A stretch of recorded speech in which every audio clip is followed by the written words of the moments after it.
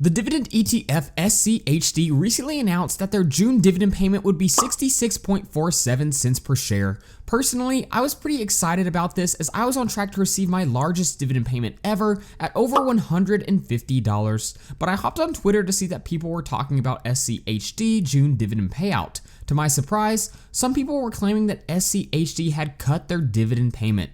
For example, one tweet read, "Most companies have increased dividends year to date, except SCHD. They just announced a nearly 6% dividend cut."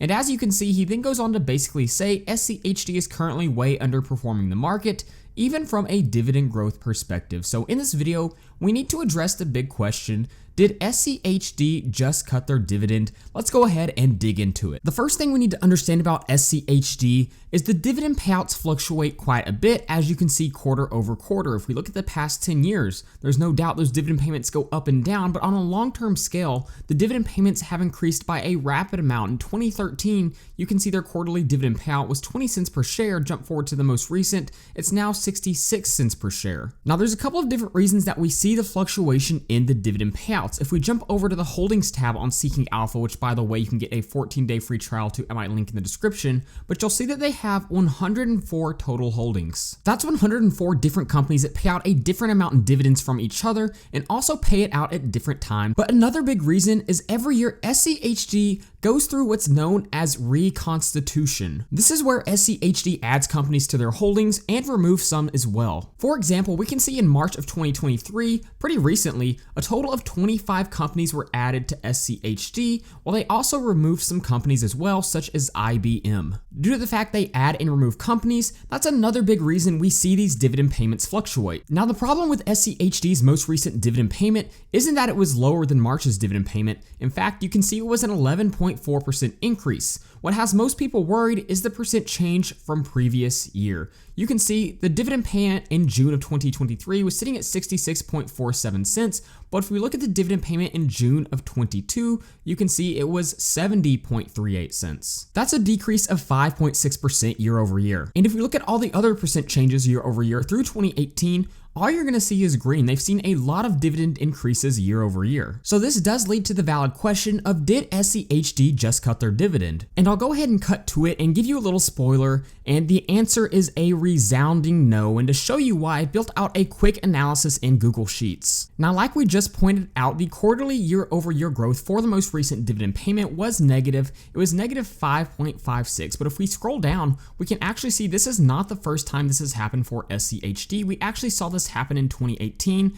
at negative 20%, and we also saw it in 2017 at negative 13.5%. If we scroll down, we can see it's happened a few more times over the past decade, negative 18.43 in 2016, negative 1.4 in 2015, and negative 3.56 in 2013. But despite these negative quarterly year-over-year growth rates, if we look at the year-over-year growth rates for all of the dividend payments, they've been positive every single year ever since this fund was created. We can see we have 11.5, 15.8, 9.52, 9.7, scroll up a little bit, we can see we have 7%, 7%, nearly 20%, 17.64, 10.8 and 13.9. So yes, they have had a few quarters where there's been negative dividend increases, but when you look at the total for the years, they have seen massive dividend increases every single year ever since the fund was created. What's even crazier about the fact that some people have claimed that SCHD has already decreased dividends is the fact they've already paid out more in dividends in 2023 through the first two dividend payments than they did in 2022 with their first two dividend payments.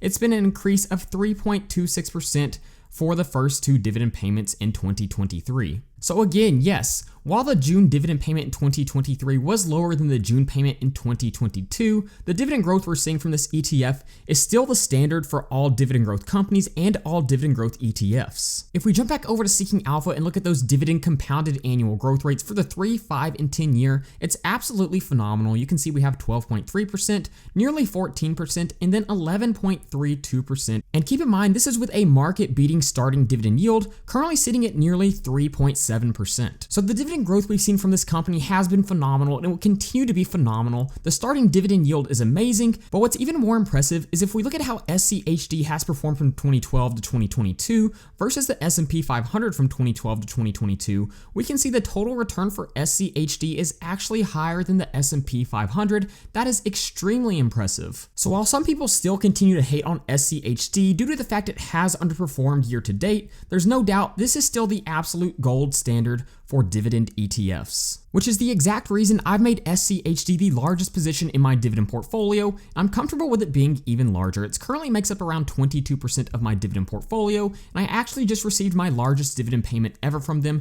at $154.36. So whenever you see breaking news surrounding dividend ETFs like SCHD, always be sure to verify the information. I was able to prove that SCHD did not cut their dividend payment with some pretty simple calculations. If you want to keep up with more of my real-time thoughts on dividend ETFs and dividend stocks like SCHD, then you can follow me over on Twitter. If you want to join a community of dividend investors and also get access to all of my dividend tracking spreadsheets, then you can head over to my Patreon page at the link in the description. So with that being said, thank you guys so much for watching, and please don't forget to like and subscribe to the channel.